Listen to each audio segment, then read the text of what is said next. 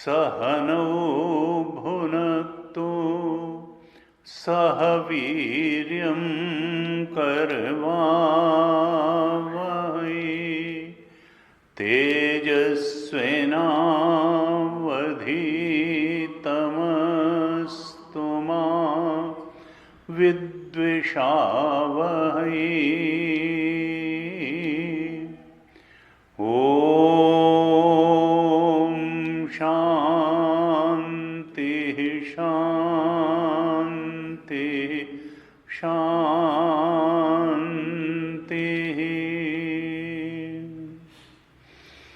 सदाशिवसमारम्भां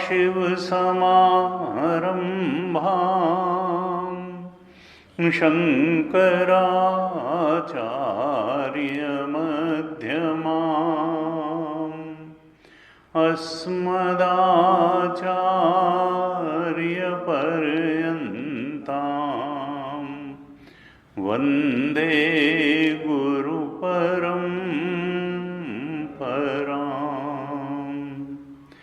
अज्ञानतिमिरान्धस्य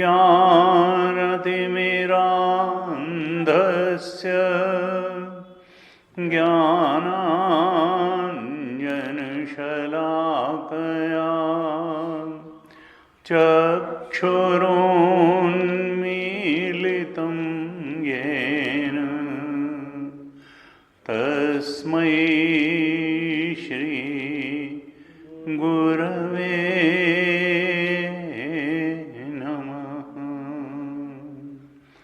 तस्मै श्री गुरवे नमः। ध्यान श्लोकों को पाठ करते हैं। ओम पार्थाय प्रतिबोधितां भगवता नारायणेन स्वयं व्यासेन ग्रथितां पुराणमुनिना मध्ये महाभारतम् अद्वैतामृतवर्षिणीं भगवतीम् अष्टादशाध्यायिनीम्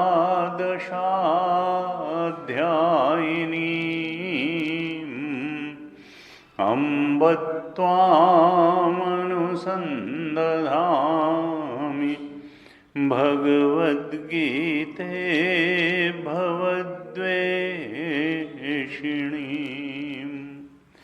नमोऽस्तु ते व्यासविशालबुद्धे फुल्लारविन्दायतपत्रनेत्र येन त्वया भारततैलपूर्ण प्रज्वालितो ज्ञानमयः प्रदीप प्रपन्नपारिजाताय स्तोत्रवेत्रैकपाणये ज्ञानमुद्राय कृष्णाय गीतामृतदुहे नमः। सर्वोपनिषदो गावो दोग्धा गोपालनन्दनः पार्थो वत्सः सुधीर्भोक्ता दुग्धं गीतामृतं महत् वसुदेवसुतं देवं कंसचाणूरमर्दनं देवकी परमानन्दं कृष्णं वन्दे जगद्गुरुं कृष्णं वन्दे जगद्गुरुं।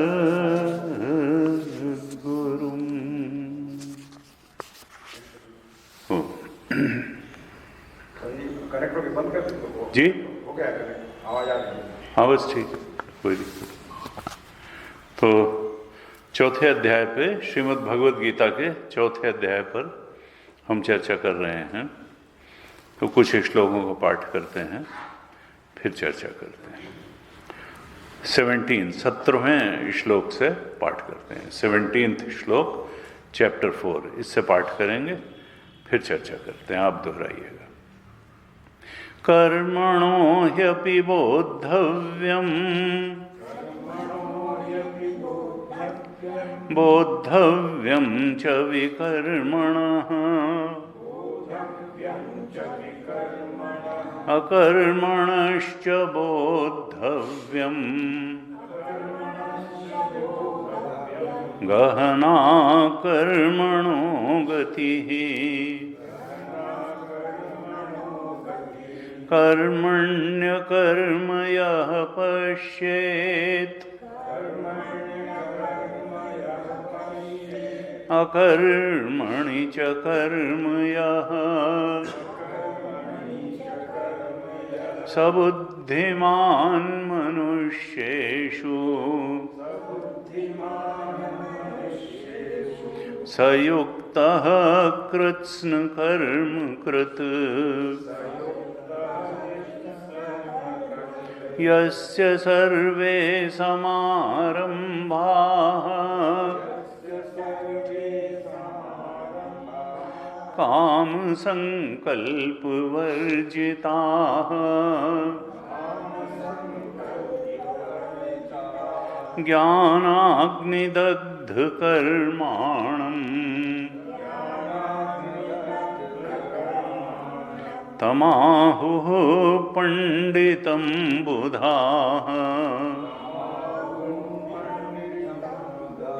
त्यक्त्वा कर्मफलासङ्गम्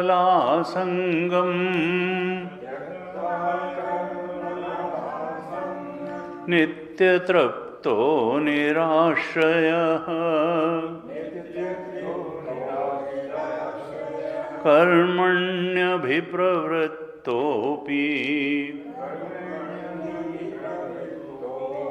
नैव किंचित् करोति सः निराशीर्यत चित्तात्मा त्यक्त सर्वपरिग्रहः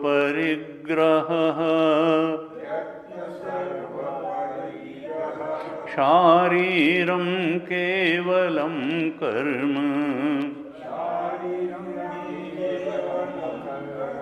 कुर्वन्नाप्नोति किल्बिषम्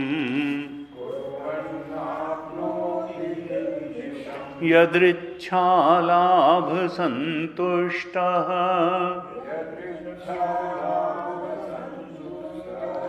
द्वन्द्वातीतो विमत्सरः समः सिद्धावसिद्धौ च कृत्वापि न निबध्यते गतसङ्गस्य मुक्तिर्भूतिः मुक्तस्य ज्ञानावस्थितचेतसः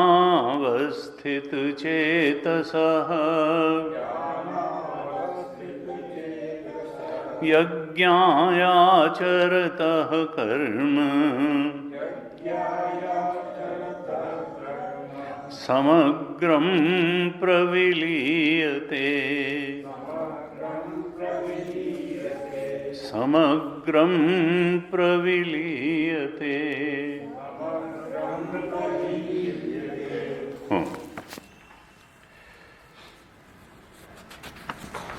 चौथे अध्याय में ज्ञान कर्म संन्यास योग, तीसरा अध्याय कर्मयोग का अध्याय था और चौथा अध्याय कर्म संन्यास का अध्याय। और ये कर्म का संन्यास कैसे हो सकता है? ज्ञान से ही हो सकता है और कोई उपाय नहीं। और हम कर्म के ही बंधन में पड़े हुए हैं। कर्म से जो भी प्राप्त होगा काल में नष्ट हो जाएगा, इसलिए कोई शाश्वत स्थिति, कोई शाश्वत आनंद, कोई शाश्वत शांति कर्म से तो पाई नहीं जा सकती है। और हम कर्म को बहुत बड़ी बात मान के बैठे रहते हैं। गीता का उपदेश क्या है कि ज्ञान बड़ी बात है और उपासना भी। कुछ लोग भक्ति से कुछ ज्यादा ही अभिभूत रहते हैं और उनको यही नहीं मालूम होता कि भक्ति कहते किसको हैं। संसार की भक्ति को भगवान की भक्ति मान करके चलते रहते हैं।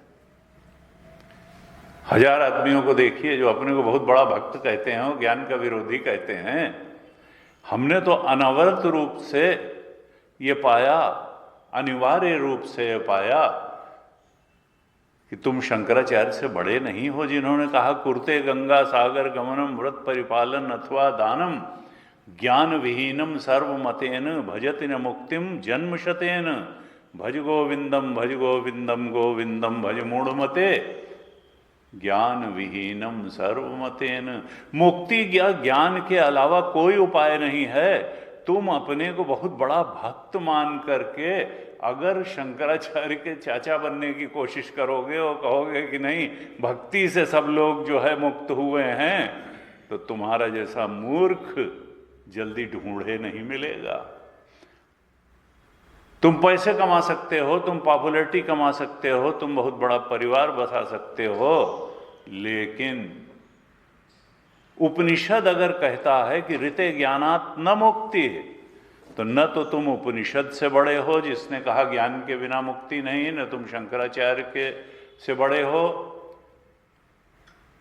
तुम केवल जिनके पास तुम्हारी जितनी भी बुद्धि नहीं है केवल उनसे बड़े हो, और बड़े बड़े कुछ नहीं हो। बड़ा तो आदमी समझदारी से होता है।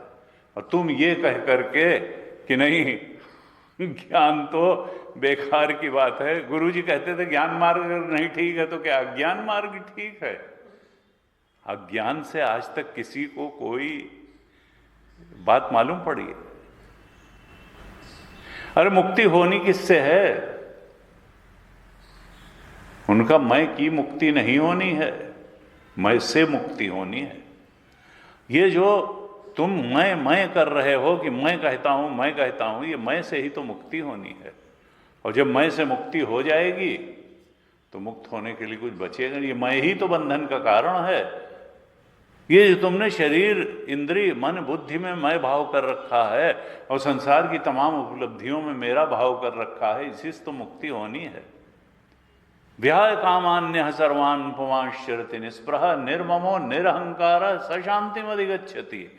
जो ममता और अहंता से ऊपर उठ गया, जिसने तीनों शरीरों में अहम भाव का त्याग कर दिया, जान लिया कि ये मिथ्या अहम था, सत्य अहम तो ये है कि जो सच्चिदानंद है, जो जिसकी कोई सीमा नहीं है, जो त्रिविध परिच्छेद शून्य चेतन है, वो मैं का सच्चा स्वरूप है, जो beyond time space and matter है, जो चेतना, जो शरीरों में कैद चेतन नहीं, इंद्रिय मन बुद्धि में कैद चेतन नहीं है, वो मैं का सच्चा स्वरूप है, वही तुम्हारा सच्चा स्वरूप है। इस बात के ज्ञान के बिना, इस बात के बोध के बिना तुम अपनी संसारा शक्ति को भक्ति का नाम दे करके चाहे अपने को भुलावे में रखो या दूसरे के, वो तुम्हारे लिए भुक्तये न तो मुक्तये। शंकराचार्य भगवान ने कहा वो तुम्हारी भुक्ति में सहायक बन जाएगी, वो तो तुम्हारी तथाकथित भक्ति मुक्ति में तो सहायक बनेगी नहीं। तुम शंकराचार्य के ऊपर नहीं हो, तुम उपनिषद के ऊपर नहीं हो, तुम्हारे कहने से ज्ञान छोटा नहीं हो जाएगा। तुम तो यही नहीं समझ पाए कि भक्ति कहते किसको हैं। ज्ञान का विरोध करने वाले लोग गीता का विरोध करते हैं, उपनिषद का विरोध करते हैं, अध्यात्म के को बेच करके अपनी इमेज बनाना चाहते हैं। वो संसार के भक्त हैं, कांचन कामिनी के भक्त हैं, और वो पोज ये देते हैं कि हम भगवान के भक्त हैं। वो कहीं से भगवान के भक्त नहीं हैं। उनको तो मालूम ही नहीं कि भगवत सत्ता कहते किसको हैं। अरे आत्म सत्ता ही तो परमात्म सत्ता है। कबीर ने कहा पाहन पूजे, हालांकि चुभने वाली बात होती है, लेकिन बात संतों ने वही कही, पाहन पूजे हरि मिलें तो मैं पूजूं पहाड़। ये जो कहना कि दो चार फूल चढ़ा दिए, अगरबत्ती दिखा दिए, कर दिया।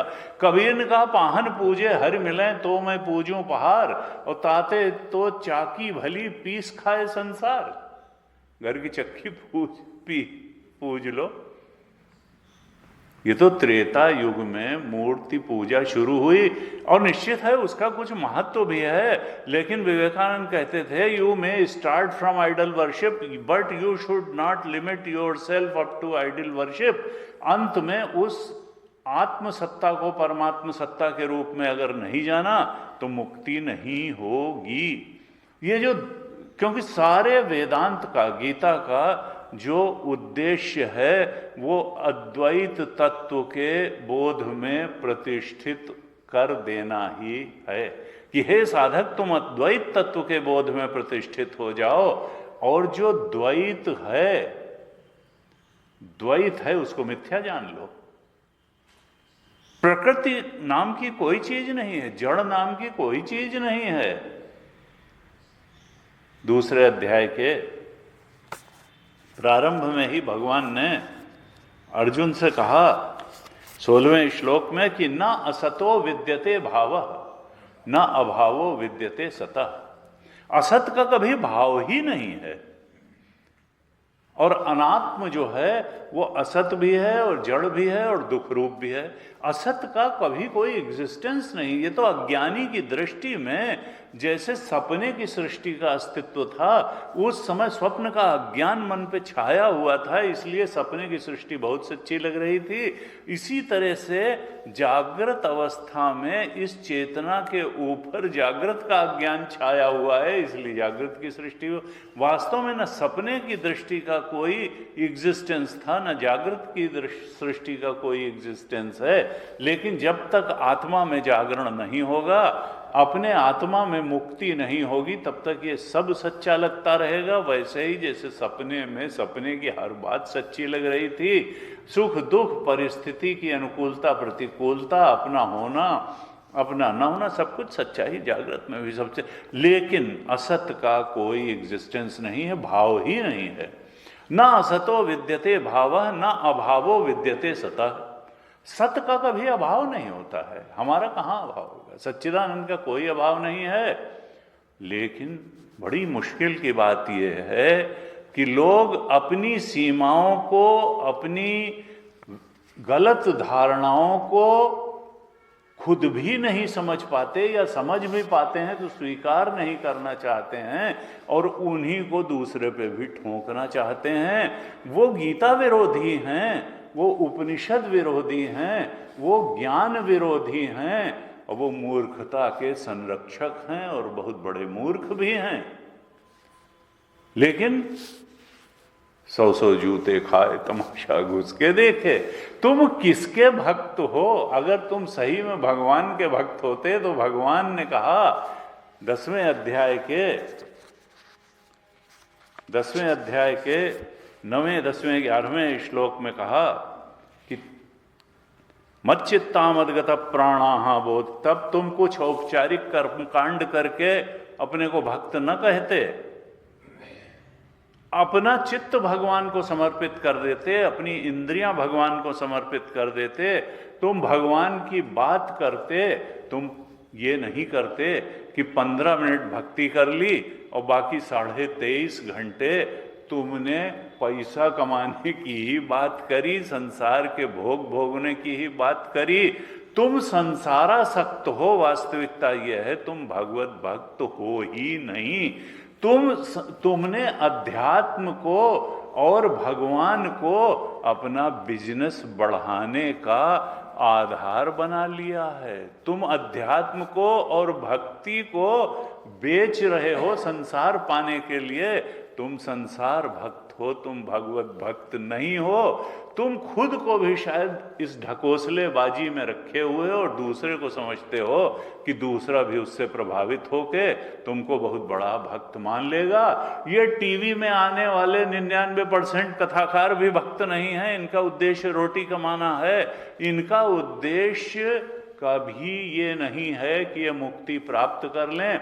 न ये जो बातें कहते हैं उन्हीं से मुक्ति हो पाएगी, न जो बैठे हैं वो मुक्ति पाएंगे, न कहने वाले मुक्ति पाएंगे, क्योंकि उनका उद्देश्य नहीं। भुक्त है न तो मुक्त है। तो संसार में भोग पदार्थ प्राप्त करना वो संसारासक्त हैं, उनके लिए वो प्रोफेशन है, भक्ति नहीं है, व्यवसाय है। भक्ति का व्यवसाय करते हैं वो भक्त नहीं है। गुरु जी कहते थे मंदिर को दुकान बनाया जा सकता है और दुकान को मंदिर भी बनाया जा सकता है। इन लोगों ने मंदिर को दुकान बना के रखा हुआ है। ये भक्ति को बेचते हैं, ये अध्यात्म को बेचते हैं और संसार को बढ़ाते हैं और कहते हैं हम इसी से मुक्त हो जाएंगे। खाक मुक्त हो जाओगे। तुमको मालूम ही नहीं है कि मुक्ति का स्वरूप क्या है। और शंकराचार्य भगवान क्या कहते हैं? स्वस्वरूपानुसंधानम भक्ति। भक्ति है क्या? अपने स्वरूप का अनुसंधान करना ही भक्ति है। और ऐसी जो स्वरूप के अनुसंधान रूपी भक्ति है वो फिर मोक्ष साधन सामग्र्याम भक्ति रेव गरीयसी। ये स्वरूपानुसंधान रूप जो भक्ति है ये मोक्ष के साधनों में सबसे बड़ा साधन है। लेकिन जो प्रचारित है भक्ति, जहां पर कि प्रेम कम है। देखिए नारद भक्तियों में परम प्रेम रूपा अमृत स्वरूपा च। भक्ति का मतलब क्या है? प्रेम। और भगवत भक्ति का मतलब क्या है? भगवान से प्रेम, अनन्य प्रेम। और ये सो कॉल्ड भक्तों का प्रेम कहां होता है? संसार से, पैसे से। ये कामनी कांचन से प्रेम करने वाले लोग हैं और उसको भक्ति कह रहे हैं। ये भगवान से प्रेम करने से इनका दूर दूर तक कोई वास्ता ही नहीं है। वो तो पोज देने वाली बात है। भक्ति को भी व्यवसाय के लिए एक्सप्लॉइट करने वाली बात है कि भाई हम बहुत सन्मार्गी हैं। ये संसार ऐसा विचित्र है कि हाथी के दांत दिखाने के और खाने के और। यहां रंगा सियार हैं व्यभिचारी, अंदर से व्यभिचारी, बाहर से सदाचारी, अंदर से विभक्त अभक्त और बाहर से भक्त। ये हालतें हैं। सही बात न समझना चाहते हैं न सुनना चाहते हैं। शायद इतनी जड़ बुद्धि हो गई है, संसारासक्त होते हुए जड़ संसार को पाने में ही लक्ष्य रखते रखते इतनी जड़ बुद्धि हो गई कि सत्य तो न सुना जाता है, न पहचाना जाता है, न धारण किया जाता है, न स्वीकार किया जाता है। और गीता जी में और समझ रहे, देखिए अर्जुन कितना बड़ा सांसारिक अचीवर था, उससे बड़ा अचीवर कौन होगा आज? अपने समय का सर्वश्रेष्ठ धनुर्धर, कोई टिक नहीं सकता था उसके सामने। 1 साल के अज्ञातवास खत्म होते होते जब पूरी कौरव सेना आई गायों का हरण करने, अकेले उसने कर्ण से लेकर के द्रोण और भीष्म सबको जो है वापस कर दिया अपने गांडीव की टंकार से। तो वो कोई डरने वाला नहीं था, लेकिन फिर भी ये जो गलत मान्यताएं व्यक्ति की होती हैं, गलत धारणाएं होती हैं, तोड़ के रख देती हैं आदमी को।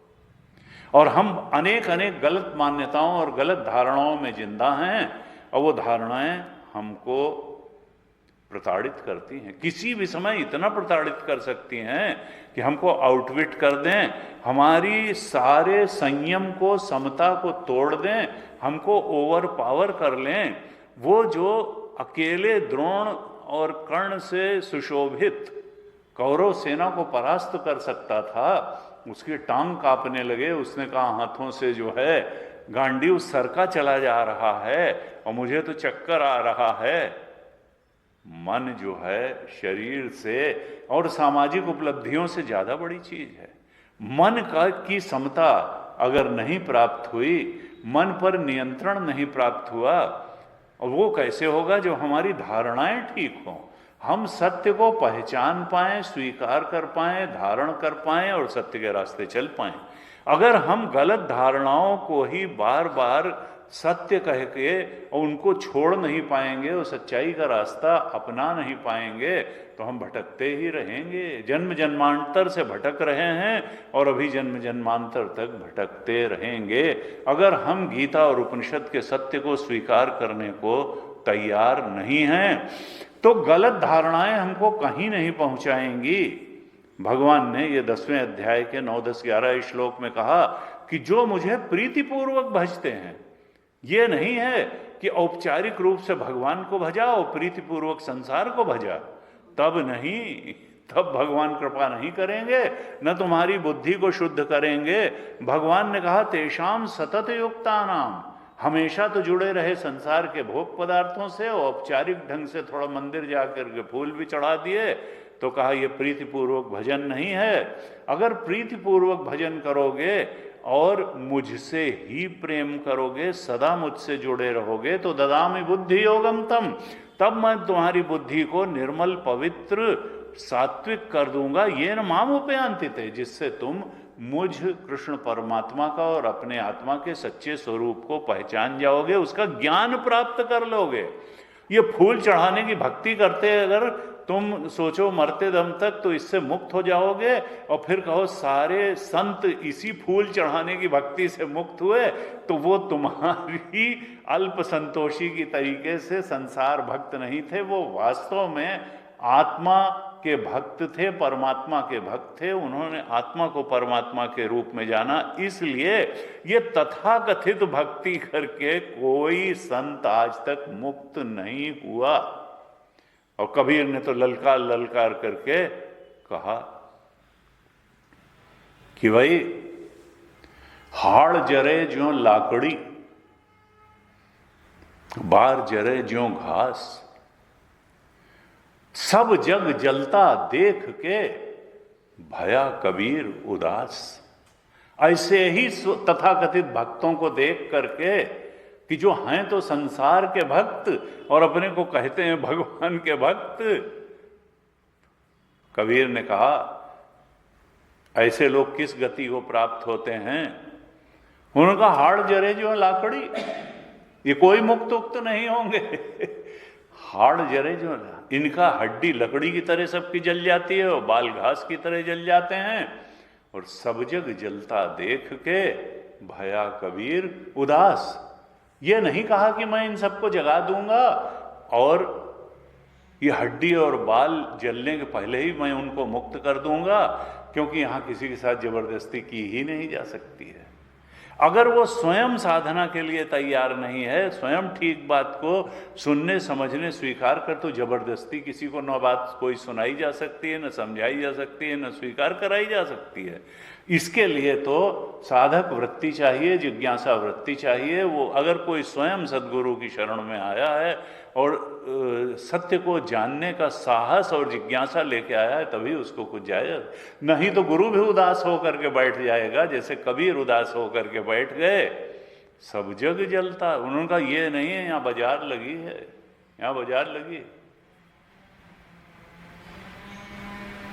भगवान कहा भाई हम कर क्या सकते हैं, हम तो यही भगवान से प्रार्थना कर सकते हैं कि लोगों को सद्बुद्धि दो।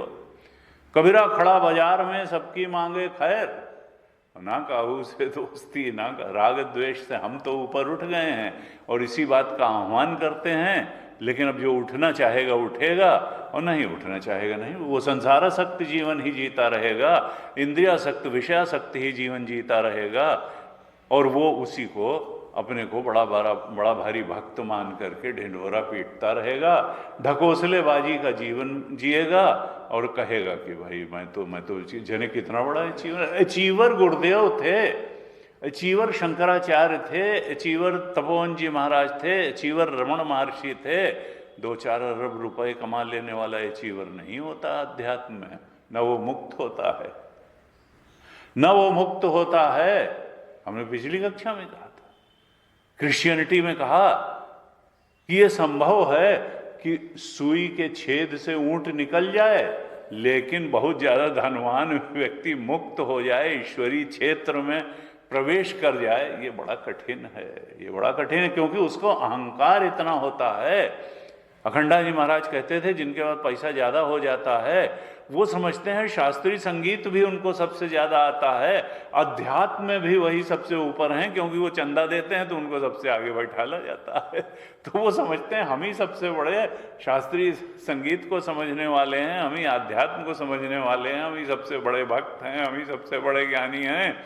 अरे तुम सबसे बड़े लल्लू हो, तुम कोई ज्ञानी वानी नहीं हो, तुम बहुत बड़े लल्लू हो। तुम्हारा केवल पैसा कमाने का टैलेंट है तुम्हारे पास, और कोई टैलेंट तुम्हारे पास नहीं है, कुछ टैलेंट नहीं है। संसार की 2-4 डिग्री यूनिवर्सिटी की तुमने ले ली है, बस यही तुम्हारी काबिलियत है। भगवान कहते हैं अगर 10वें अध्याय के 9, 10, 11 श्लोक में कि तेषामेवानुकंपार्थम, ऐसे जो सतत युक्त और प्रेम पूर्वक भजन करते हैं। ये नहीं कि प्रेम किया संसार से हो, भजन किया भगवान का, तब तो तुम भगवान के साथ जो है डीलिंग कर रहे हो, व्यवसाय कर रहे हो। जैसे तुम अधिकारियों को मिला करके अपना काम कराना जानते हो, जैसे तुम पर्सनल मैनेजमेंट जानते हो, मटेरियल मैनेजमेंट जानते हो, तुम जो है वो बहुत तरह के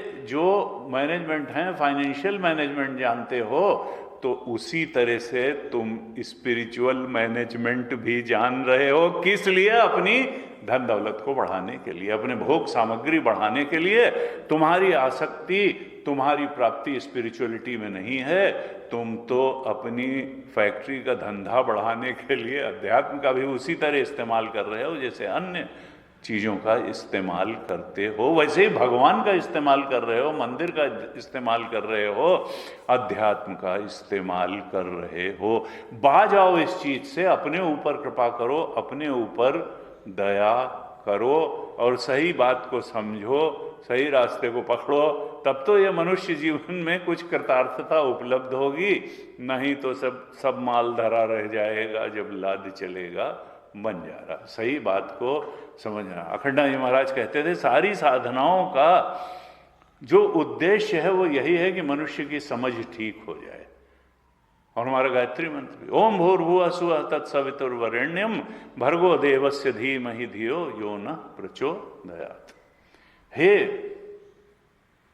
ब्रह्म के जाज्वल्यमान प्रतीक सूर्य देव, मेरी बुद्धि को प्रेरित करो, सन्मार्ग में प्रेरित करो, अध्यात्म के मार्ग में प्रेरित करो, मुक्ति के मार्ग में मेरी बुद्धि को प्रेरित करो।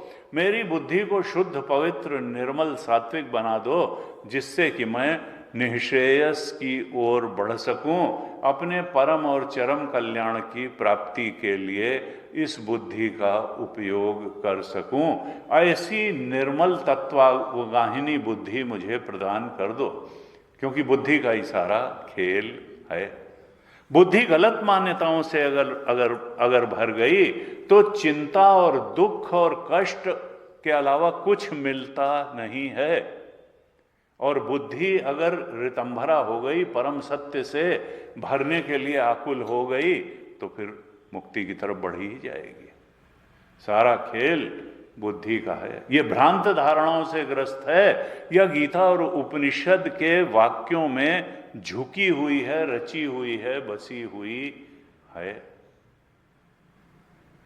गीता में भगवान ने कहा 14वें अध्याय में अंत में, माम च यो अव्यभिचारेण भक्ति योगेन सेवते सगुणान समतीत्यैतान ब्रह्म भूयाय कल्पते।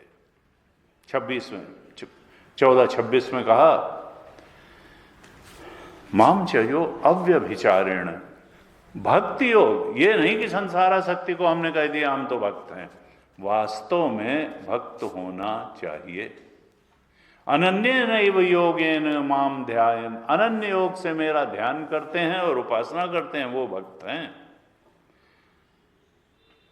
कहा यो माम च यो अव्यभिचारेण, अव्यभिचारी सतत भक्ति करते हैं, तेषाम सतत युक्तानाम भजताम प्रीतिपूर्वकम। माम च यो अव्यभिचारेण भक्ति योगेन सेवते, जो भक्ति योग के द्वारा मेरा सेवन करते हैं, मतलब आत्मचिंतन करते हैं। यह भक्ति की पराकाष्ठा है, आत्मचिंतन। मूर्ख कहेगा कि इसका ये तो ज्ञान का चिंतन हो गया। भगवान क्या कह रहे हैं? सगुणान समतीत्यैतान, वो गुणों के पार चले जाते हैं और ब्रह्म बोध के लायक बन जाते हैं। ब्रह्म भूयाय कल्पते, यानी अगर अनन्य भक्ति करोगे तो अनन्य भक्ति का स्वरूप फिर क्या हुआ? वही जो शंकराचार्य जी ने बताया कि मोक्ष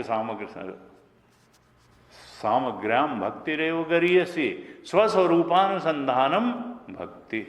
इस जीवन में सबसे बड़ा कार्य जो किया जा सकता है वो आत्मचिंतन का ही है। परमात्म चिंतन, आत्मा को परमात्मा के रूप में जान लेना, आत्मचिंतन से बड़ी कोई भक्ति नहीं है। स्वस्वरूपानुसंधानम, अपने स्वरूप का अनुसंधान कैसे होगा? आत्मचिंतन से ही तो होगा। और कौन सी भक्ति करके स्वरूप का अनुसंधान हो जाएगा? यानी आत्मचिंतन से इन मूर्खों को यह नहीं समझ में आता कि आत्मचिंतन को कोई भक्ति होती है। वो कह देंगे भक्ति तो घंटी बजा के होती है, भक्ति तो जो है दीपक जला के। नहीं, वो शुरुआती है भक्ति।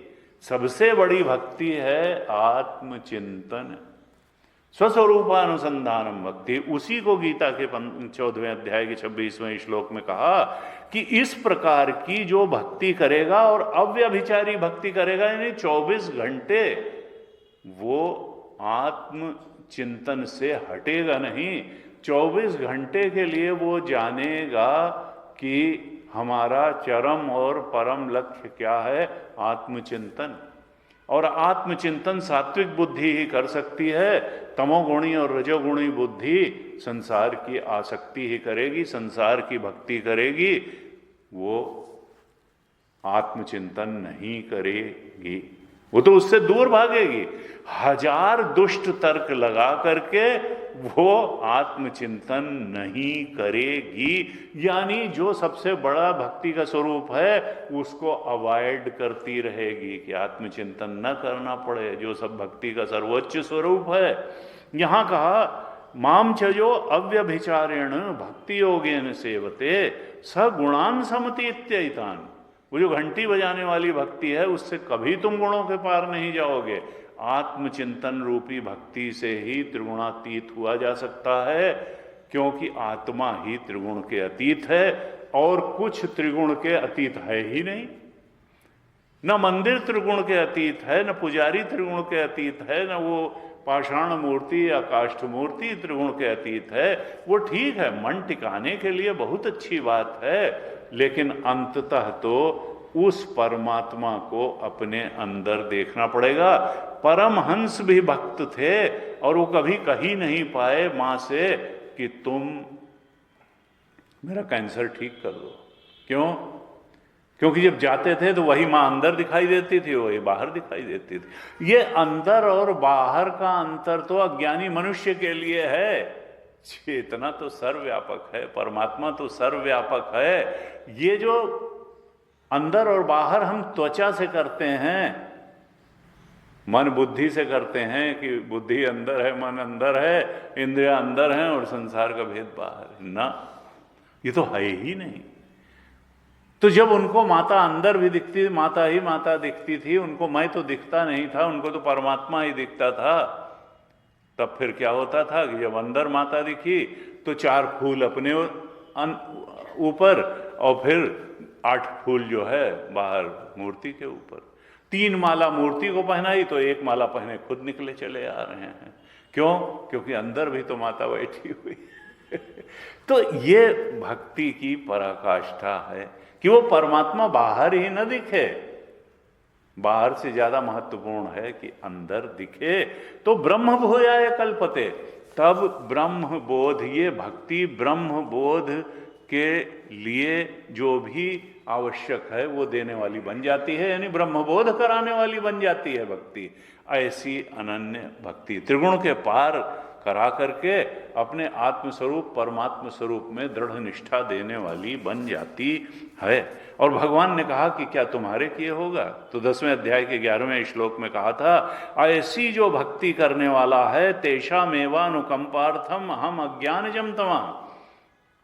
10-11 में कहा था, ऐसे सतत युक्त और प्रेम पूर्वक मेरा भजन करने वालों को अंतःकरण को मैं बुद्धि योग दे देता हूँ, सात्विक बना देता हूँ, और अनुकंपा करके उनका जो अज्ञान है, अज्ञान के अंधकार को मैं दूर कर देता हूँ। यानी बिना ज्ञान के परमात्मा नहीं मिलेगा, ये अल्प संतोषी नहीं होना है कि जिसको जो मिला वो भक्ति से मिला, ना, ज्ञान से ही मिला। यही कह रहे हैं भगवान गीता में, तुम्हारी बुद्धि गीता के ऊपर नहीं है, तुम अपने को चाहे जितना बड़ा आदमी समझो, तुम 400 करोड़ के नहीं बिल गेट्स के भी चाचा हो जाओ तो तुमको आध्यात्म की तो शुरुआती पायदान भी तुमने नहीं चढ़ी है। तुम अपने को चाहे जो समझो और चाहे जो बताओ, तुम चाइल्डिश हो, चाइल्ड लाइक नहीं हो। क्रिश्चियनिटी में कहा जो बच्चों जैसे होंगे वो प्रभु के राज्य में पहले, तुम तो जरूरत से ज्यादा चतुर और चालाक हो, तुम तो आध्यात्म के क्षेत्र में भी चतुराई खेलने की कोशिश कर रहे हो। चतुराई, अरे चतुराई चालाकी से संसार मिलता है, भगवान तो बच्चों जैसा होने से मिलते हैं, जो चाइल्ड लाइक होंगे, चाइल्डिश नहीं होंगे। निर्मल और जैसे बच्चे का निश्चल हृदय होता है, ऐसा निश्चल और पवित्र हृदय होगा तो फिर तुम परमात्मा के राज्य में चालाक और चुस्त हृदय से क्लेवर वहां नहीं जाएंगे। कहा मैं खुद ज्ञान दीपक लेकर के खड़ा हो जाता हूं, और अगर ऐसी भक्ति तुमने नहीं की तो फिर तुम्हारा हाल क्या होगा? अगर तुम बहुत चालाकी करके गीता और उपनिषद के वचन किरिते ज्ञानात् न मुक्ति ही और शंकराचार्य भगवान के वचन कि ज्ञान विहीनम सर्वमतेन भजति न मुक्तिम, कि जो ज्ञान विहीन है उसको 100 जन्म में भी, जन्म शतेन 100 जन्म में भी मुक्ति नहीं मिलेगी अगर उसने आत्मज्ञान से वंचित रहा। तो गीता 16वें अध्याय के 11वें श्लोक में कहती हैं गीता जी कि काम, 10वें और 11वें श्लोक में कहती हैं कि काममाश्रित्य दुष्पूरम दंभमान मदान्विता। अगर कामनाओं से ही भरा रहा व्यक्ति, संसार को ही प्रेम करता रहा और उसी को भगवान की भक्ति कहता रहा कि नहीं नहीं हम तो बहुत बड़े भक्त हैं, है तो संसार की कामनाओं से भरा हुआ, संसार को पाने के पीछे व्याकुल है, उसी के लिए भगवान को भी माध्यम बना रहा है, मंदिर को भी उसने साधन बना लिया संसार पाने का। यानी काम आश्रित्य, वो और कामनाएं दुष्पूर हैं, जिंदगी पूरी हो जाएगी, कामनाएं पूरी नहीं होंगी। कामम आश्रित्य, वो भगवान के आश्रय से नहीं जी रहा है, वो कामनाओं के आश्रय से जी रहा है, वो संसार में कामनाओं की पूर्ति के लिए जी रहा है, उसी को भक्ति कह रहा है भगवान की। अपने को कंफ्यूज कर रहा है, दूसरे को कंफ्यूज कर रहा है। कहा कामम आश्रित्य दुष्पूरम, ये दुष्पूर कामनाओं का आश्रय लेकर के जो जीवन जी रहा है, और कैसा है, दंभ मान मदान्विता, वो दंभी है, वो मानी है, वो मद से ग्रस्त है। अब वो लॉस्ट केस है एक तरह से, क्योंकि कोई सच्ची अच्छी बात उसको समझ में ही नहीं आएगी, क्योंकि उसने ये धारणा पाल ली है कि वो जो समझता है वही सच्चा और अच्छा है।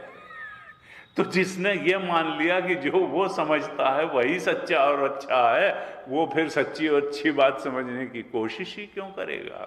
कहा दंभ मान मदान्विता, वो दंभी है, वो मानी है, वो मद से भरा हुआ है।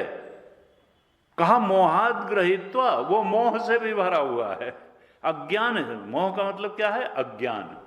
मोहाद ग्रहित्वा असद ग्रहण, वो तमाम गलत धारणाओं को अज्ञान के कारण पकड़ के बैठ जाता है कि नहीं भक्ति से ही मुक्ति हो जाएगी। और भक्ति क्या है, 15 मिनट के लिए जाके मंदिर चले जाना रोज, या मंगलवार या शनिवार या जैसे भी। मोहाद ग्रहित्वा, वो तेषाम सतत युक्ता नाम भजताम प्रीतिपूर्वकम ददामि बुद्धि योगम, तम की बात ही नहीं सुनेगा, न समझेगा, न स्वीकारेगा, उसका हाल क्या होगा कि मोहाद ग्रहित्वा असद ग्रहण, वो अज्ञान के कारण अनेक मिथ्या सिद्धांतों को पकड़ के बैठ जाएगा। जो भ्रांत धारणाएं हैं, गलत धारणाएं हैं, उनको पकड़ करके बैठ जाएगा। और प्रवर्तन्ते अशुचि व्रता, वो तमाम के भ्रष्ट आचरण भी करेगा संसार को पाने के लिए, जो करने योग्य काम नहीं है, जिस रास्ते से करने योग्य नहीं है। क्यों? क्योंकि एक बार जब इच्छा सवार हो जाती है कि नहीं ये पाना है, ये पाना है, तो पहले तो व्यक्ति धर्म के रास्ते से पाने की कोशिश करता है, और फिर धर्म के रास्ते से अगर नहीं मिली और आसक्ति बहुत ज्यादा है तो अधर्म के रास्ते से भी। अशुचि व्रतान, वो अधर्म के मार्ग पर, अशुचि मार्ग, भ्रष्ट आचरण करके भी उस अपने इच्छित कामना की पूर्ति करता है और फिर दुख पाता है। फिर क्या होता है उसका नतीजा, तो 11वें श्लोक में कहा 16वें अध्याय के, चिंताम अपरिमेयाम च, उसका नतीजा क्या होता है कि अनंत चिंताओं से ग्रस्त रहता है। मरते दम तक वो बाहर से कहता है कि नहीं हमको तो बड़ी शांति रहती है स्वामी जी, हमें तो मन में खाक शांति है। झूठ बोल रहे हो। चिंताम, गीता कोई गलत नहीं हो सकती है। चिंताम अपरिमेयाम च प्रलयांताम उपाश्रिता, प्रलयांताम, मरने तक वो अनंत चिंताओं से घिरा रहता है। कामोपभोग परमा एतावत इति निश्चिता, वो तो केवल कामनाओं, इच्छित वस्तुओं को पा करके उनका भोग करना, इतना ही जीवन का उद्देश्य है, वास्तव में यही मानता है। उसी के लिए वो संसार पाता है और उसी के लिए वो भगवान से भी प्रार्थना करके लौट आता है। और कोई मुक्ति पाने का असल में उसका उद्देश्य ही नहीं है, वो उसी को मुक्ति मानता है। भोग पदार्थ को पा करके उनको भोग लिया, यही तो मुक्ति है और क्या। वो आत्मज्ञान मुक्ति है, आत्मचिंतन से वो पाई जाएगी, अंतःकरण के निर्मलता, शुद्धता, पवित्रता से पाई जाएगी। ये सब वो सुनने को ही तैयार नहीं होता है। वो अपने को ही महान मान के बैठा हुआ है, वो गीता और उपनिषद को महान नहीं मानता है। तो खैर, लेकिन गीता में देखिए उन लोगों के लिए भी तमाम सारी बातें कही गई हैं।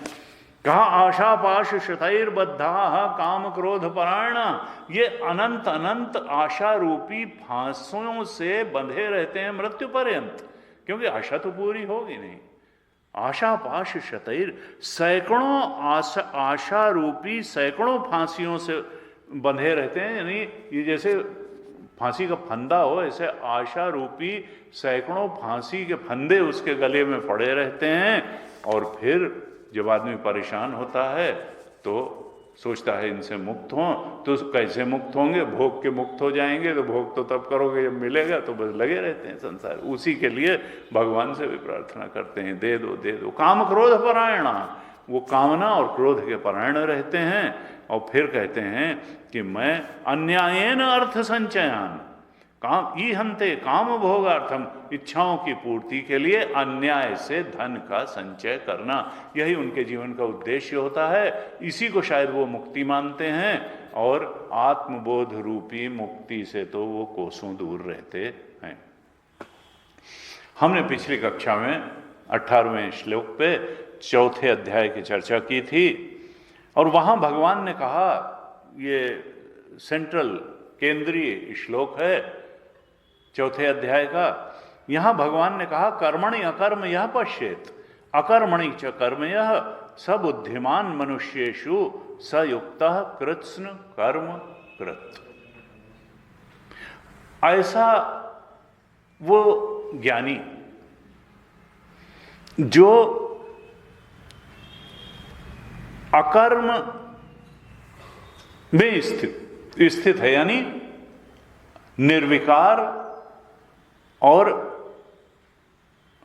अक्रियाशील क्या है? दृष्टा, आत्मा। आत्मा में कोई विकार नहीं है, आत्मा में कोई क्रिया नहीं है, वो तो ज्ञान मात्र है, वो तो ज्ञान मात्र है। आत्मा जो है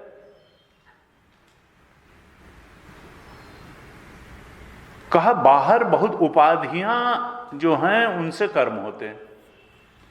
कर्म करने में बुद्धि भी चाहिए, मन भी चाहिए, इच्छा भी चाहिए, इंद्रियां भी चाहिए, शरीर भी चाहिए, और फिर संसार में पाने योग्य कुछ चाहिए, वही पाने के लिए तो कर्म होता है। इच्छा अंदर है, इच्छित वस्तु बाहर है, और कर्म इंद्रियां और शरीर करते हैं।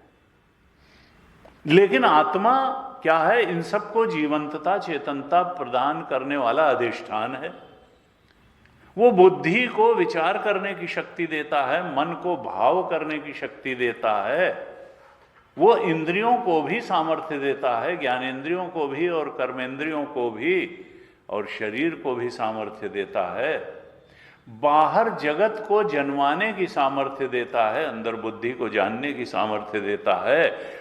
वो जीव का भी अधिष्ठान है, वो इच्छाओं का, बुद्धि का, मन का, इंद्रियों का, शरीर का भी अधिष्ठान है, और वो बाहर अनेकताओं से और भोग पदार्थों से भरे हुए इस जगत का भी अधिष्ठान है, सर्वाधिष्ठान है, सब कुछ का अधिष्ठान है।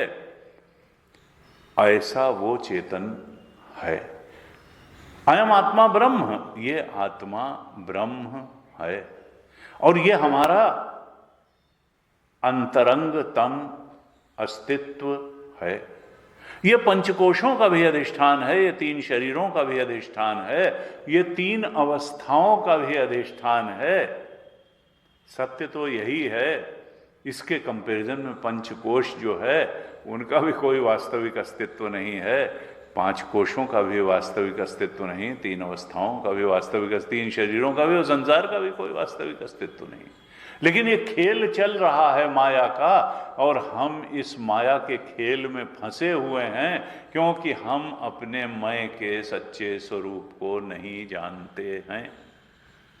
हम नहीं जानते कि हम आत्मस्वरूप हैं, और ये आत्मा ब्रह्म स्वरूप है, ये तो सर्वाधिष्ठान है, ये आनंद स्वरूप है, ये सत स्वरूप है, ये ज्ञान स्वरूप है। इसके होने से सब कुछ का होना है, और वास्तव में यही है। जासु सत्यता ते जड़ माया, बाकी सब जड़ है, माया माइक है। माया का मतलब क्या है? जो है नहीं लेकिन दिखता है।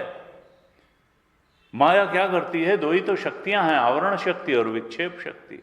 कि सत्य को छुपा दिया उसने, आत्मा के ब्रह्मत्व को, चेतन के ब्रह्मत्व को छुपा दिया, और फिर उसको कभी जीव करके दिखा दिया, कभी जगत करके दिखा दिया। विक्षेप शक्ति ने अन्यथा करके उसको दिखा दिया, और सत्य का ग्रहण हो गया, और उस सत्य का अन्यथा ग्रहण हो गया, नॉन एप्रीहेंशन ऑफ ट्रुथ हो गया, और मिस एप्रीहेंशन हो गया उस ट्रुथ का, कभी जीव के रूप में, कभी जगत के रूप में, कभी इच्छाओं के रूप में, कभी कर्ता के रूप में, कभी भोक्ता के रूप में। और हम उसी में, उसी कैद चेतन, सीमित चेतन, परिच्छिन्न चेतन अपने को जान करके, देश काल वस्तु में परिच्छिन्न चेतन जान के फंसे पड़े हैं। जबकि चेतन देश काल वस्तु को भी सत्ता देने वाला है, इनसे अपरिच्छिन्न है। आकाश के ही टुकड़े नहीं हो सकते तो चेतन कहां से परिच्छिन्न हो जाएगा? आकाश ही परिच्छिन्न नहीं। तो कहा कर्म करते हुए भी जो उसमें अकर्म आत्मा को देख लेता है, ये बाहर बाहर बहुत कर्म हो रहे हैं, कर्ता कर रहा है लेकिन वो झूठा है, भोक्ता भोग रहा है लेकिन वो झूठा है, इच्छाओं की पूर्ति के लिए मन ललक रहा है लेकिन मन भी झूठा है, इच्छाएं भी झूठी हैं। जिन इच्छाओं को संसार में पूर्ति करके पाना चाहता है वो भोग पदार्थ भी झूठे हैं। रजत सीप महभास जिमि यथा भानु कर बारी, जदपि मृषा त्यों काल सोई भ्रम न सकै कोटारी, यही विधि जग हरि आश्रित रही, जदपि असत्य देत दुख है। ये तो जैसे सीप में चांदी हो ऐसे परमात्मा में जगत दिखाई देता है, प्रतीत होता है। जैसे किरणों में जल प्रतीत होता है मरीचिका में, ऐसे ही ब्रह्म में ये जगत प्रतीति मात्र है। लेकिन अज्ञानी की दृष्टि में तो यही सत्य है। विधि जग हरि आश्रय जदपि असत्य देत दुख, इजासु कृपास भ्रम मिट जाई, गिरिजा सोई कृपालु रघुराई। वो जो है रघुराई जिनकी कृपा से। वो किसी ने कहा देखो तुलसी बाबा ने भले साकार उपासना, लेकिन उन्होंने बता दिया कि राम जी का असली अर्थ क्या है। राम ब्रह्म परमार्थ रूपा, अविगत अकथ अनादि अनूपा। ये राम जी का असली स्वरूप है। राम ब्रह्म है, राम जी को अपनी आत्मा के रूप में पाना है, तब राम को पाना हुआ। खाली अगरबत्ती दिखा के पूजा करने से नहीं होगा। राम ब्रह्म परमार्थ रूपा, अविगत अकथ अनादि अनूपा। वो सब कुछ के परे हैं और हमारा आत्मा भी सब कुछ है। अकथ उनको बोल के बताया नहीं जा सकता है। अविगत अकथ अनादि हैं वो पैदा वैदा नहीं हुए हैं। ये तो लीला है कि कौशल्या और दशरथ के यहाँ आ गए, और वो तो अनादि हैं और अनूपा हैं, उनके जैसा कोई है ही नहीं। जड़ में तो अनेकता है और पंचभूत से बने हुए सब हैं, हमारा भी शरीर इनका भी शरीर, लेकिन वो तो अनूपा हैं। चेतन जैसा दूसरा चेतन नहीं है, जड़ में अनेकता है और प्रतीति भी है। तो कर्मणि अकर्म यह पश्येत, जो कर्म में अकर्म को देख लेता है। बाहर बाहर बहुत कर्म हो रहा है लेकिन वास्तव में आत्मा तो अकर्ता है। जो आत्मा को देख लेता है, जो सारे कर्मों, सारी भाग दौड़, संसार की उठापटक, जिंदगी की उठापटक के बीच में जो अकर्ता आत्मा को देख लेता है, ये सत्य जो है वो तो अधिष्ठान है। सारे नाचती हुई चीजों के बीच में जो धुरी है, पहिया नाचता है, तीलियां नाचती हैं, परिधि पर बहुत जंजाल है, लेकिन केंद्र स्थिर है। स्थिर केंद्र पर ही सारा परिवर्तन होता है। एक संत ने centre of the cyclone centre क्या है? ये सारे घूमते हुए जगत का, यूनिवर्स का जो सेंटर है, चेतन आत्मा, वो बिल्कुल निर्विकार है, वो शांत है, वो दृष्टा है, उस पर कोई फर्क नहीं है। अनुकूलता है, प्रतिकूलता है, सुख है, सुख दुख मन के स्तर की चीज है, मान अपमान बुद्धि के स्तर की चीज है, मरना जीना शरीर के स्तर की चीज है। आत्मा जो है अजर अमर है, अजन्मा है, निर्विकार है, हर चीज से अछूता है और हर चीज के परे है और सबसे अधिक व्यापक है। उस आत्मा को जो देख लेता है सारे कर्मों में, उस अकर्म आत्मा को जो देख लेता है, और कहा अकर्मणि च कर्म या, और जो शांत बैठे हुए व्यक्ति में भी देख लेता है कि कर्ता बैठा हुआ है, अभी ये बहुत काम करेगा, जैसे ही इच्छा जोर मारेगी ये फिर चल देगा कुछ पाने के लिए। शांत बैठे हुए में भी वो, क्योंकि छोड़ना भी कर्तृत्व पूर्वक होता है। समाधिस्थ होने के बाद भी समाधि का व्युत्थान होगा। समाधि में यह नहीं कि कर्ता चला गया, वहां बाकायदा करता है। संतों ने कहा देखो तुम समझते हो कि ध्यान में सबसे चीज पालोगे, ध्यान में ध्याता भी है और ध्येय भी है। ध्यान करने वाला कौन है? तुम हो। वहां अहंकार भी है और आकार भी है। वहां सूक्ष्म पे भी ध्यान किया जा सकता है, भगवान के रूप पे भी ध्यान किया जा सकता है, लेकिन भगवान का रूप भी है और तुम ध्यान करने वाले भी। द्वैत नहीं मिटता है ध्यान में, द्वैत तो ज्ञान से ही मिटेगा। और आत्म तत्व जो है वो इसीलिए वेदांत कहता है कि गुरु के उपदेश से ही आत्मा वारे द्रष्टव्य, श्रोतव्य, मंतव्य, निदिध्यासितव्य। वेदांत ने ध्यान को समाधान साधन चतुष्टय में ही माना कि चित्त एकाग्रता ध्यानम, उससे श्रवण जो है बहुत अच्छा हो जाएगा ध्यान करने वाले का, लेकिन उससे मुक्ति नहीं होगी, उससे अद्वैत तत्व में स्थित नहीं होगा। इसलिए शंकराचार्य भगवान ने पतंजलि महाराज को साधन पक्ष में प्रमाण माना, सिद्धांत पक्ष में प्रमाण नहीं माना, क्योंकि सिद्धांत ये है कि आत्मा के ज्ञान के ऋते ज्ञानात् न मुक्ति, आत्मज्ञान के बिना मुक्ति नहीं है। क्योंकि ध्यान करने से चित्त की सामर्थ्य बहुत बढ़ जाती है, चित्त एकाग्र हो जाता है और श्रवण करने में बहुत अच्छा लगता है। इसलिए षड संपत्ति में जो छठी संपत्ति बताई वो समाधान बताया, चित्त एकाग्रता ध्यानम, चित्त की एकाग्रता को ही ध्यान कहते हैं। एक जो भी ध्येय वस्तु लिया उसी पर टिक करके रह गए।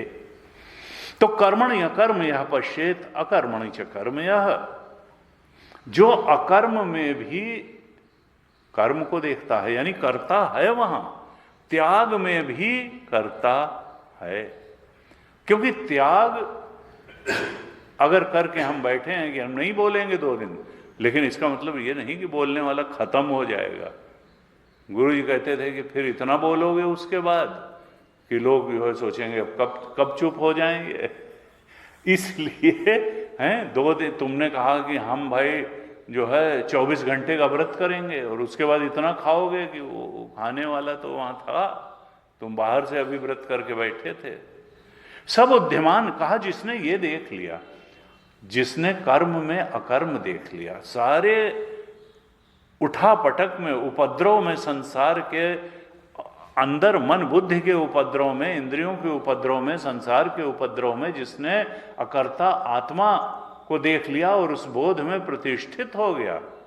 बाहर से कितना भी कर्म, गुरुदेव ने बाहर इतना कर्म किया, लेकिन उन्होंने कहा मैंने 40 साल से कोई संकल्प ही नहीं लिया है।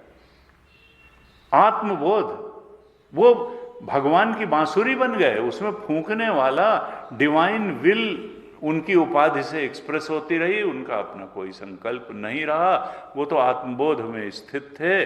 कर्मणि अकर्म यह पश्येत, वो अपने अकर्म आत्मा में ही स्थित रहते हुए सारे कर्म किया बाधित वृत्ति से। कहा ऐसा जो अकर्म को कर्म में देख लेता है और अकर्म में कर्ता को भी देख लेता है, कि जो अभी साधक शांत बैठा हुआ है वहां कर्ता विद्यमान है। सब बुद्धिमान मनुष्येषु, वही मनुष्यों में बुद्धिमान है। और सयुक्ता, अब उसकी साधना पूरी हो गई, अब उसको कुछ करना नहीं। सकृत्स्न कर्म कृत, उसने सारी साधनाएं मानो कर ली, अब कुछ करने को बाकी नहीं है, अब तो सिद्ध हो गया, अब तो आत्मबोध, आत्मा के ब्रह्मत्व में स्थित है, हमें वो मुक्त हो गया। ये मुक्ति है, वो तथाकथित घंटी बजाने से ये मुक्ति नहीं है। ये बोध की मुक्ति है, ये ज्ञान की मुक्ति है, ये आत्मज्ञान की मुक्ति है, ये आत्मा के ब्रह्मत्व के ज्ञान की मुक्ति है। उसने सब काम कर लिया, अब उसका व्हाट नेक्स्ट नहीं बचा, अब उसको कुछ भी नहीं करना है। आत्मबोध को वो प्राप्त हो गया। ऐसे ये 18वें श्लोक में बताया था। ये इस चौथे अध्याय का केंद्रीय श्लोक है और सेंट्रल मैसेज है, इसको बहुत ध्यान से याद रखना है।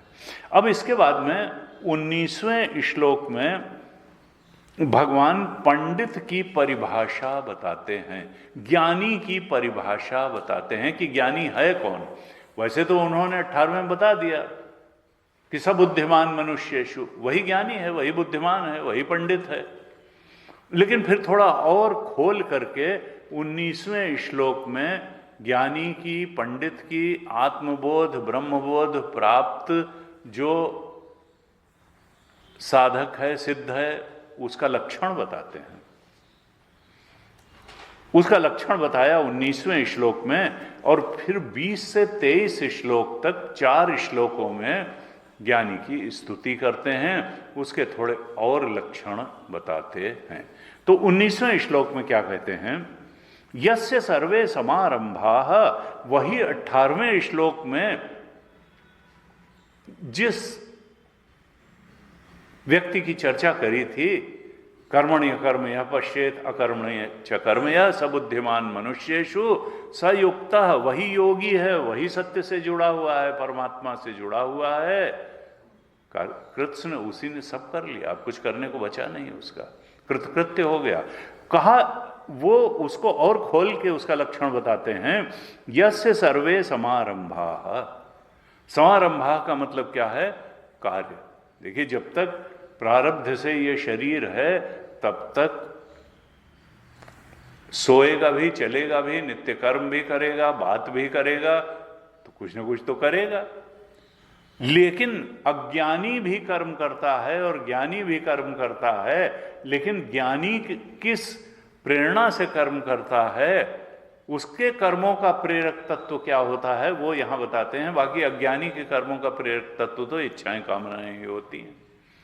यहां कहा कि वो 18वें श्लोक वाला जो ज्ञानी है, उसके कर्मों का, कर्म का प्रेरक क्या है, कहा यस्य सर्वे समारंभाः।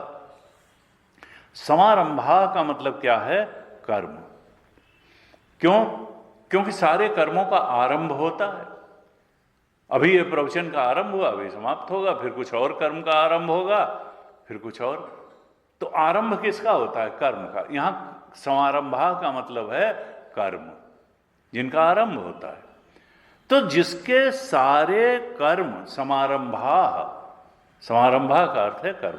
यस्य सर्वे समारंभा, जिसके सारे ही कर्म काम संकल्प वर्जिता, कामनाओं से नहीं होते, कामनाओं से वर्जित हैं, कामना से कोई कर्म नहीं कर रहा है। और कामना के भी पीछे क्या होता है, संकल्प। कोई विचार आता है, विचार तो बहुत सारे आते हैं, लेकिन जो विचार मन में इतना कस के बैठ जाता है, मन को ऐसे मथ देता है कि अब हमको ये चीज चाहिए और चलो उठो, इंद्रियों से कर्म करो, और ये भोग पदार्थ हमको चाहिए और हम इसको भोगेंगे। तो जो संकल्प या विचार इच्छा के लेवल तक पहुंच जाता है, उसको तो फिर करना पड़ जाता है। कहा उसके अंदर ना इच्छा तक पहुंचा हुआ विचार है, ना कोई विचार उसका अपना, कोई विचार भी नहीं, उसकी कोई अपनी इच्छा भी नहीं है। ध्यायतो विषयान पुंसा संगस्तेषु उपजायते संगात संजायते कामा। न तो वो विषय का ध्यान कर रहा है, न संकल्प उसके अंदर आ रहे हैं, न आसक्ति हो रही है उस संकल्प से, न फिर कामना उठ रही है। काम संकल्प वर्जिता है, न तो संकल्प है, न संकल्प से उत्पन्न कोई कामना उसके अंदर है। उसके जो कर्म हैं वो कामनाओं से भी रहित हैं और संकल्पों से भी रहित हैं। क्यों? क्योंकि ज्ञानाग्नि दग्ध कर्माणम, क्योंकि जो ज्ञान की अग्नि है उसने उसके संपूर्ण कर्मों को जला दिया है, वासनाओं को जला दिया है, इच्छाओं को जला दिया है। जब वासनाएं इच्छाएं ही नहीं हैं तो फिर कर्म क्या होगा। ज्ञानाग्नि दग्ध कर्माण। और ज्ञान की अग्नि आई कैसे? 18वें श्लोक की ज्ञान दृष्टि से वो ज्ञान की अग्नि आई। कर्मणि अकर्म यह पश्येत अकर्मणि च कर्म यह। ये दृष्टि जिसकी आ गई, ये ज्ञान दृष्टि जिसके अंदर आ गई कि बाहर बहुत उठापटक है, अंदर भी बहुत उठापटक है, लेकिन आत्मा जो है वो तो अकर्ता है। कर्मणि अकर्म यह। उस अकर्म आत्मा में, आत्मबोध में जिसकी स्थिति हो गई, निर्विकार और निष्क्रिय आत्म स्वरूप को जिसने पहचान लिया, उसके ब्रह्मत्व को पहचान लिया, उस ज्ञान रूपी अग्नि ने उसके संपूर्ण कर्मों को जला दिया। ज्ञानाग्नि दग्ध कर्माणम। अब इच्छाएं भी जल गईं, इच्छाएं जल गईं तो कर्म भी जल गए, और तब अब कर्म की हो ही स्वरूप ही चीन है। कैसे हो? अभी 4थे अध्याय में ही आगे आने वाला है कि 37वें श्लोक में भी कहेंगे कि यथैधान से समिद्धोग्नि भस्मसात कुरते अर्जुन ज्ञानाग्नि सर्व कर्माणि भस्मसात कुरते तथा। यही बात फिर अभी 37वें श्लोक में इसी अध्याय में भगवान कहेंगे कि ज्ञान की अग्नि सारे कर्मों को भस्म कर देती है। यानी ज्ञानी के कर्म उसके अपने नहीं हैं, वो तो डिवाइन विल से ही कर्म होते हैं। इच्छा पूर्ति की इच्छा है ही नहीं तो कर्म कहाँ से करें इच्छा पूर्ति के लिए। ज्ञानाग्नि सर्व, और ज्ञान क्या है, यही 18वां श्लोक जो है ज्ञान के लिए है। कर्मणि अकर्म यह पश्चेत और अकर्मणि च कर्म यह, जो सारे कर्मों में उस अकर्ता आत्मा को पहचान लेता है और सारे अकर्म में, अज्ञानी के अकर्म में भी जो जान लेता है कि नहीं करता है वहां, तो मुख्य रूप से क्या है कि वो आत्मबोध को प्राप्त हो गया है, निर्विकार क्रियाशील आत्मा के बोध को, उसके ब्रह्मत्व को पहचान गया है। उस आत्मज्ञान की अग्नि ने संपूर्ण कर्म और इच्छाएं और संकल्प उसके दग्ध कर दिए, जला दिए। तमाहु पंडितम बुधा, उसी को जो ज्ञानी जन हैं, ब्रह्मविद हैं, वो पंडित कहते हैं। यहां आत्मज्ञानी को पंडित कहा। और दूसरे अध्याय के 11वें श्लोक में भी भगवान ने पंडित शब्द कहा था।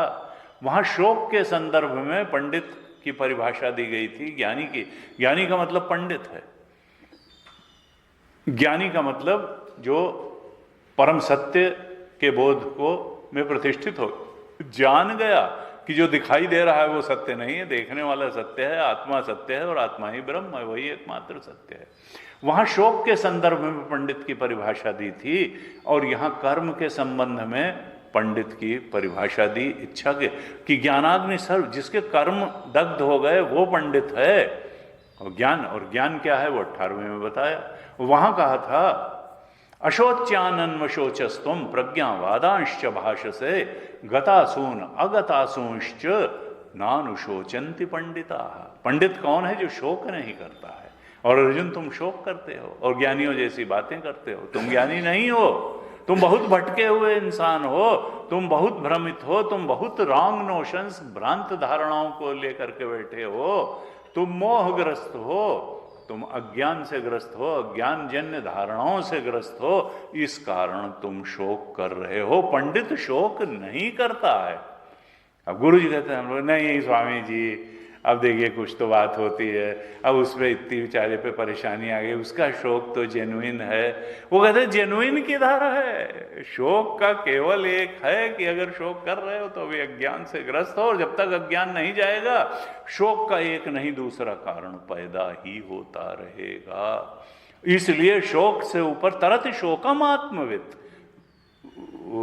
उपनिषद में भी कहा आत्मविद ही शोक के पार जाता है। और यहाँ कहा कर्म के संदर्भ में परिभाषा दी, ज्ञानाग्नि दग्ध कर्माणम तमाहु पंडितम बुधाः।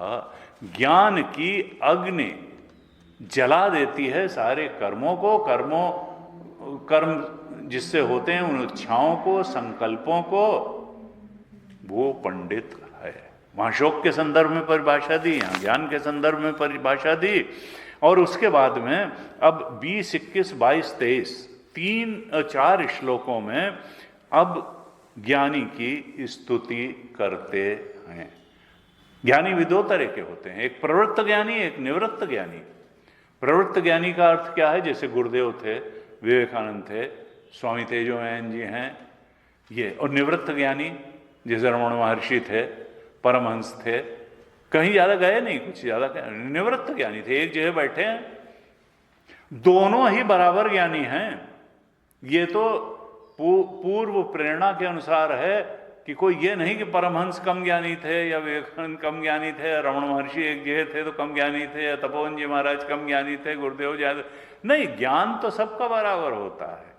जिसने भी कर्मणि अकर्म यह पश्चेत अकर्मणि स कर्म यह सब बुद्धिमान में संयुक्त प्रश्न, वो सब जो है जिसने भी अपने अकर्ता आत्मा को पहचान लिया वो बराबर का ज्ञानी है। फिर वो प्रवृत्ति करे या न करे, या बहुत प्रवृत्ति करे, गुरुदेव ने बहुत प्रवृत्ति की, तो भी ज्ञान में कोई अंतर नहीं है। तपोवन जी महाराज का भी ज्ञान जैसा, गुरुदेव का ज्ञान है, रमण महर्षि का ज्ञान जैसा, परमहंस का ज्ञान जैसा, विवेकानंद का ज्ञान जैसा। कहा इस तरीके से। अब आगे प्रवृत्त ज्ञानी के लक्षण भी बताएंगे, निवृत्त ज्ञानी के लक्षण भी बताएंगे, और बाकी किस प्रकार की उनकी संतुष्टि होती है, कैसे वो आसक्त नहीं होते हैं, कैसे ज्ञान में ही स्थित रहते हैं 24 घंटे और हमेशा के लिए आने वाले। तो मुक्ति तो शाश्वत होती है, थोड़ी देर की मुक्ति, मुक्ति छोड़ो, ये क्रिश्चियनिटी और इस्लाम की मुक्ति नहीं है कि स्वर्ग गए या छीणे पुण्य, स्वर्ग जाने को हमारे यहाँ मुक्ति नहीं माना गया। जीवत्व के प्रलय को ही मुक्ति माना गया, आत्मा के सच्चे स्वरूप के बोध में स्थिति को ही मुक्ति माना गया, और कोई मुक्ति नहीं है। तो वो मुक्ति क्या है जो 18वें श्लोक में बताई? आत्मज्ञान ही मुक्ति है, आत्मा के ब्रह्मत्व का बोध ही मुक्ति है, अपने अकर्ता स्वरूप को पहचानना, सब कर्म करते हुए अपने, यही मुक्ति है। इसका जो है 20 से 23 श्लोक तक और लक्षण होता है। हम अगली कक्षाओं में इस पर चर्चा करेंगे। आज ओम पूर्णमदः पूर्णमिदं पूर्णात् पूर्णमुदच्यते पूर्णस्य पूर्णमादाय पूर्णमेवावशिष्यते। ओम शांति शांति शांति। हरि ओम श्री गुरुभ्यो नमः। हरि ओम।